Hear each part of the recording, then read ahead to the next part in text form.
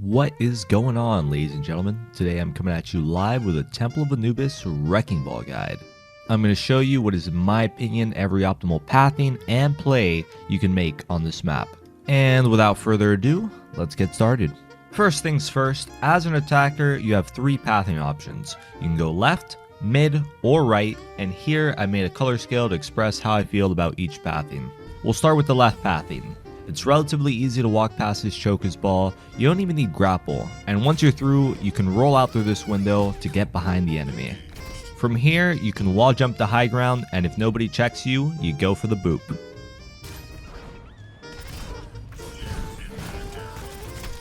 Where you grapple doesn't really matter. It can be close or it can be far.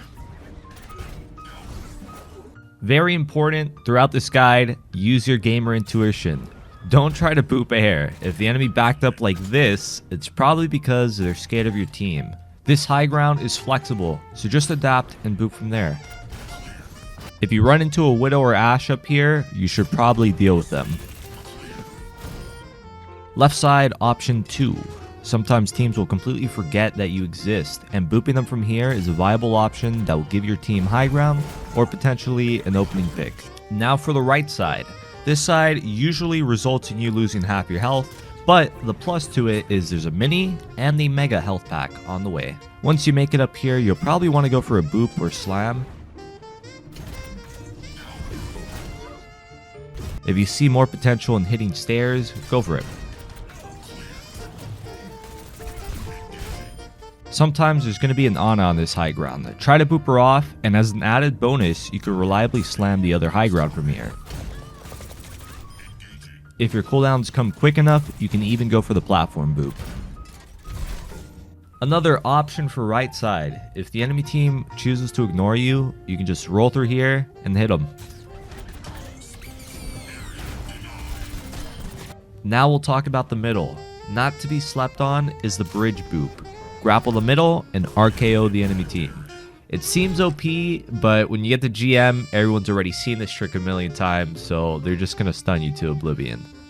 The next option for mid is to run it down mid and towards the objective.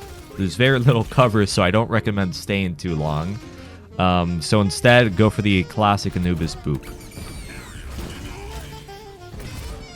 Like I said earlier, don't be scared to adapt. If you see an easy boop on stairs, just go for that. No need for the extra setup. Also, one more option for mid, there's this really useful wall jump. It's good for hitting, it's good for running, it's pretty good. Now let's cover defense. I will be using the word phase to explain points at which the enemy will rotate. In simpler words, this is where Wrecking Ball wants to attack. For point A, if the enemy team goes right side, there is phase 1 and phase 2. I will now show you in-game examples of how to approach right side phase 1. I generally start in this position. It feels like it's the safest approach considering enemies would have to know that I'm here. And really, they'd have to go out of their way to clear me. It's literally straightforward. You swing as they're approaching phase 1 and land on the high ground. If you try to commit a pile driver immediately, you'll most likely get punished, so play it safe. Option number 2, the ranked trickster setup. Much like the last spot, enemies would really have to go out of their way to find you here. But unlike the last one, if they find you, there's a good chance you're not going home in one piece. There is a reward for all the risk though. If the enemy team doesn't clear you, you're most likely going to win your team a fight. The last and most committal option for right side phase 1 is gambling that the enemy team goes right and knocking them back into the choke. This one's probably the least viable of the three, but it still has its moments. Now we move on to right side phase 2. As you might have guessed, phase 2 is what happens after phase 1. The enemy team survived your attack, or you just didn't attack. Either way, we must now adapt accordingly. First and foremost, you do not want to go inside the mega room, unless you have minefield or you're feeling real confident. Otherwise, there's a chance you're going to get stunned and body blocked until you're dead. So instead of going balls to the walls, the ideal setup is to be perched up here, so that when the enemy peeks out enough, you can just slam them out in the open. Less ideal, but option 2 would be to bridge boop them. It's still doable, but I just don't recommend it as much. Option number 3, if you react quick enough, you can sneak up behind them, and as they're exiting the mega room, you can go for a boop into slam play. We are done covering right side, so now let's talk about left side, phase 1.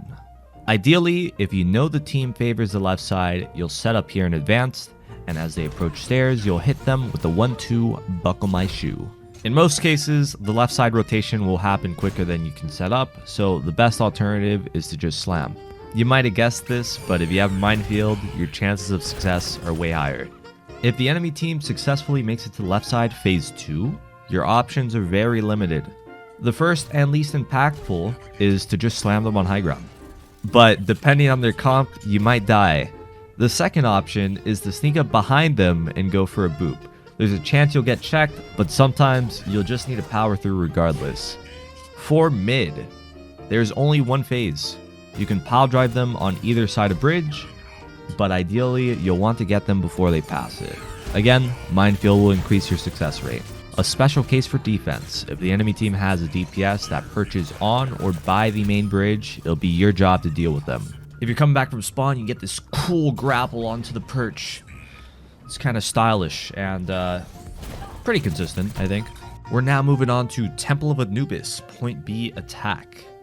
Sorry if the overhead is bad, but you guys can use your imagination. On the screen, I have displayed 3 possible paths you can take. Just like the last one, this one also has a color scale to express how I feel about each path. You might have noticed, the mid path is accompanied by a poop emoji. The reason for that is this path is shit. Do not go mid. We are going to start with the left pathing, shaded in green. But before that, I'm going to show you how I usually deal with the Widowmaker that's inevitably going to spawn camp my team from arches. Oh, I almost missed that. Now for the left side rotation. Very important. If someone is up here, you must attempt to push them out. Otherwise, there's a good chance your supports will die every fight. From here, you can go in and make plays, especially if you have minefield. If there's no one on that high ground, no sense in mining it, you can just focus your minefield in the area where those supports are going to hang out. If left side is being contested, you can always path through the mega to get to the enemy supports.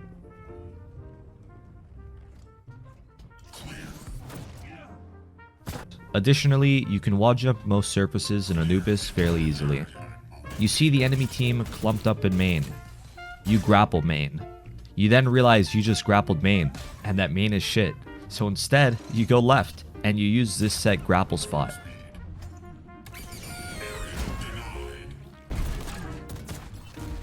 Again, if you're getting checked on left side, there's no sense in forcing it. You can path right side for a dive onto their supports. Also, I highly recommend using this grapple spot.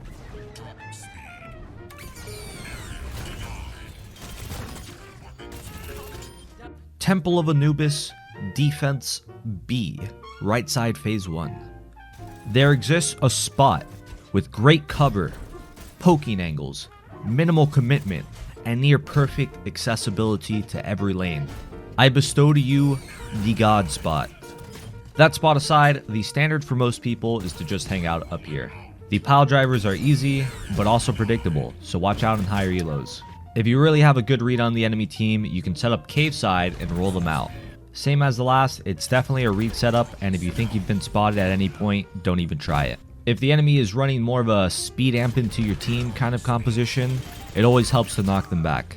Now for right side phase 2, which oddly enough plays very similar to the first half of this map. You don't want to go into dark room unless you have minefield or you're feeling cocky. Instead of face tanking a 1v6 interaction, you should instead go behind them and 1v6. It's a lot harder for them to hit shots and stuns if they have less time to see you coming. Moving on to left side phase 1. If the enemy team goes left side and you're in the God spot, 9 out of 10 times you should just win. The wall jump on these blocks are pretty forgiving, so if you fall off, just jump back on. If you defaulted at the standard, you'll have to roll a little bit to get in position, but it should work just as well. Finally, onto phase 1 of mid. If you default to standard, you can easily just fall into a pile driver. But consider this, if you're in the God spot, not only can you fall into a pile driver, but you also have the option of boop pile driver. So that's a +1 for the God spot gang. And lastly, the always special cases that are Widowmaker and Ashe. Again, Wrecking Ball is the best equipped hero to handle them, so you just gotta go for it. There's not really a universal grapple spot that's better than the rest, so just feel it out. But if you're going for style points, all I'm saying is the God spot has you covered. You can hit one of these, or maybe one of those. Anyways, if you like this video, be sure to smash that like and subscribe button. Also, if you're wondering how I set everything up and would like to do it yourself, I did it using this code made by Grander Hammers. Shout out to them for giving the community a really useful tool. That's going to be it. Thank you for watching, and good luck on the grind.